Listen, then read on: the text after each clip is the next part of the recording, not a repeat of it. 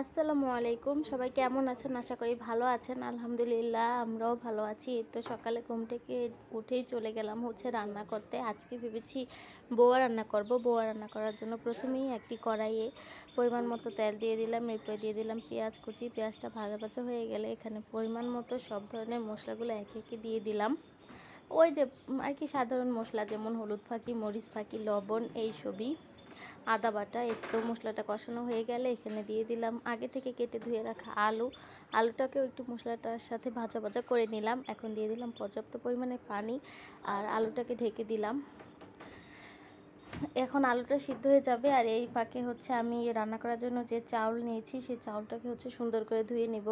এই তো এখানে আমি চাউলও দিয়ে দিয়েছি। এখন চাউল আর আলু হচ্ছে ভালো মতো কিছু সময় কষিয়ে নেব একসাথে, তাহলে লবণ মশলা সব মিশে যাবে।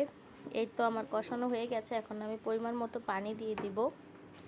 এই যে আমি পানি দিয়ে দিয়েছি। আপনারা চাইলে এখানে গরম পানিও দিতে পারেন, কিন্তু আমি গরম পানি না ঠান্ডা পানি দিয়েছি। এখন আমি ভেজে রাখা দুইটা শুকনো মরিচও এখানে ছোট ছোট করে দিয়ে দিয়েছি।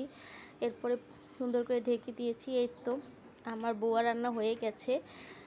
এখন আমি দমে রেখে দিয়েছি। এরপরে গ্যাসটা একদম কম আঁচে দমে রেখে দিয়েছি। এরপরে গ্যাসটা বন্ধ করে দিলে আমার বোয়া হয়ে যাবে। ধন্যবাদ।